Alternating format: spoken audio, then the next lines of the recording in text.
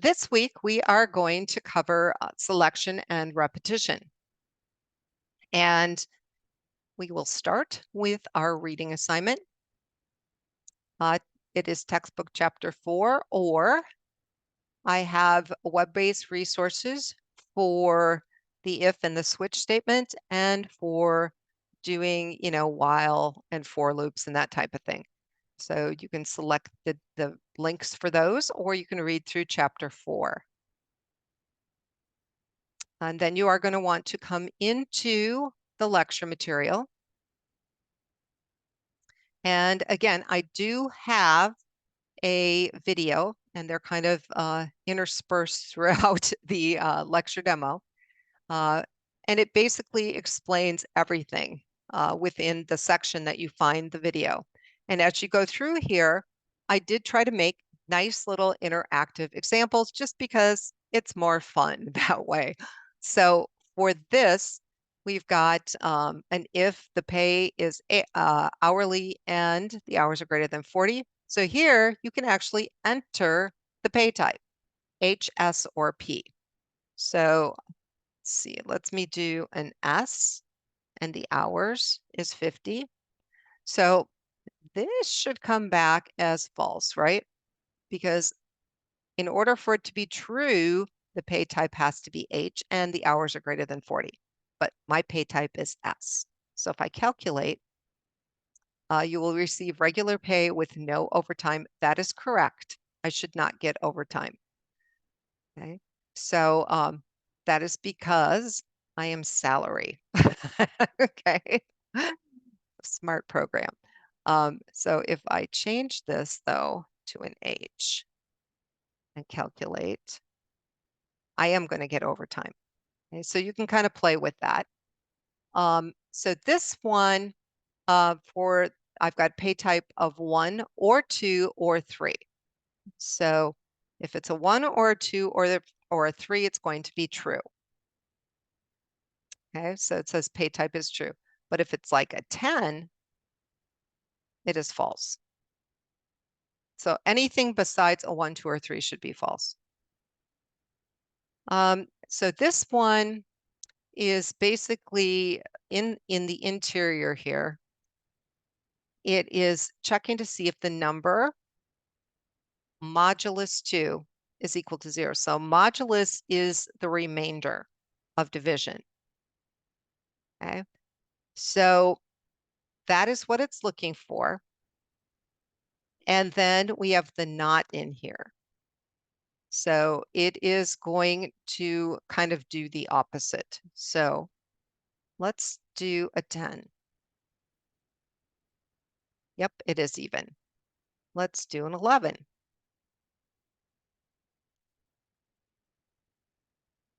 So you can kind of play with this.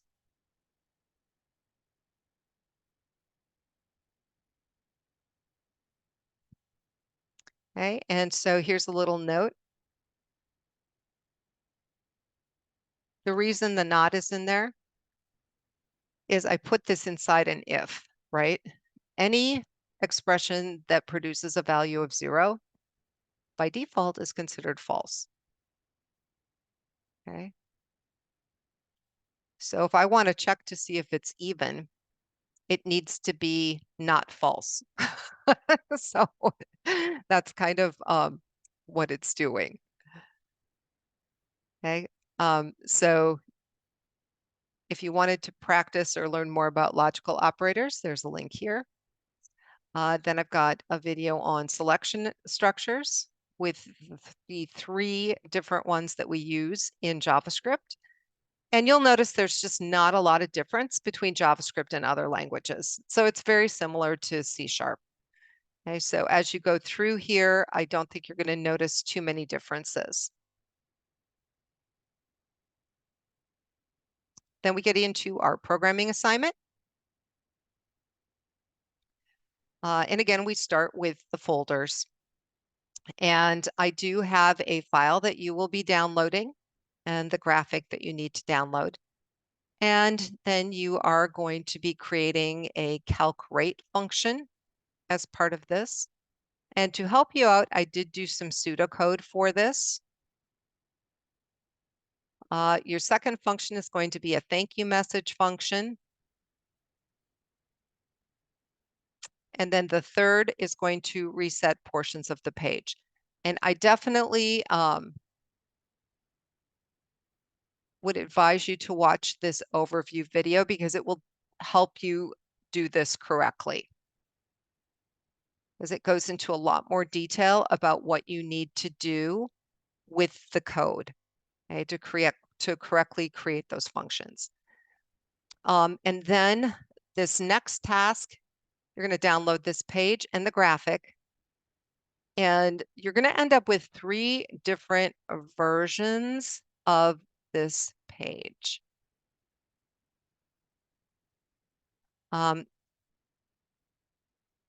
The first version is going to take you the longest. Okay, and so you're going to create a food array. You're going to ask the user how many foods they want to enter. You're going to use that to create the array. Then you're going to use a for loop in this first program that basically prompts them to enter their favorite food, however many times they indicated they wanted to do that. Okay, and it's important that you get this first program working. And I did give you an example where the processing is similar, but instead of entering food, you're entering, magic numbers or lucky numbers. But the processing here is almost identical to what you need to do. Okay, so once you get the for loop working, then you're going to copy that and you're going to change the name to my favorite while loop. And all you have to do is convert the for loop into a while loop. That is it. Okay. And then you're going to take that my favorite page again, and you are going to copy it and name it my favorite do while loop. And then you're going to create the for loop into a do while.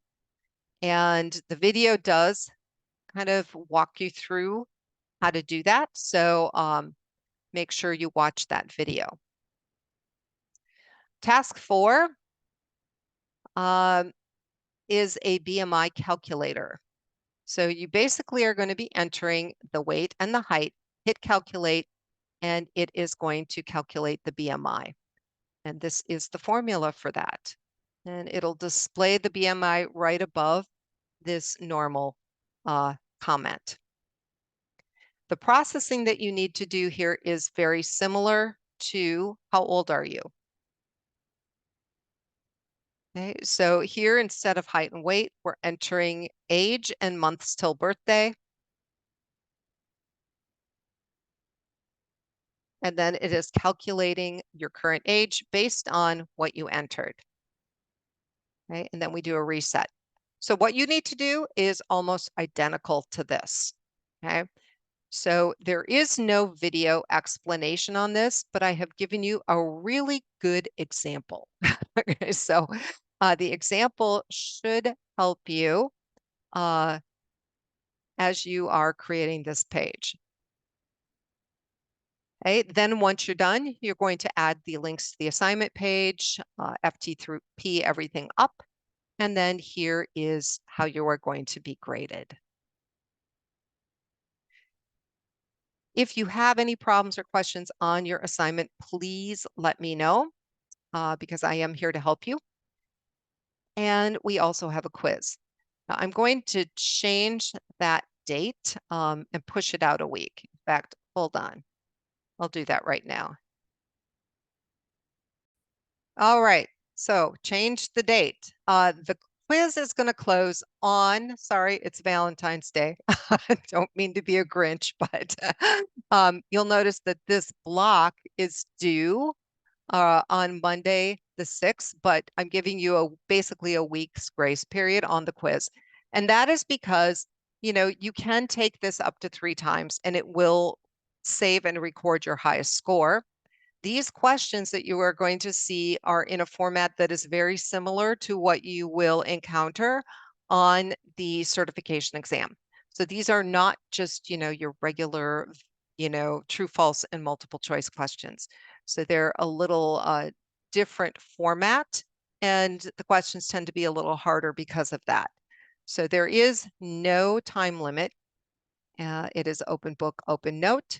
And it's really based on the lecture demo material in the lessons, the first 3 lessons.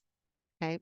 So you definitely want to make sure you finish the assignment for this week, because there will be questions on selection and repetition in this quiz.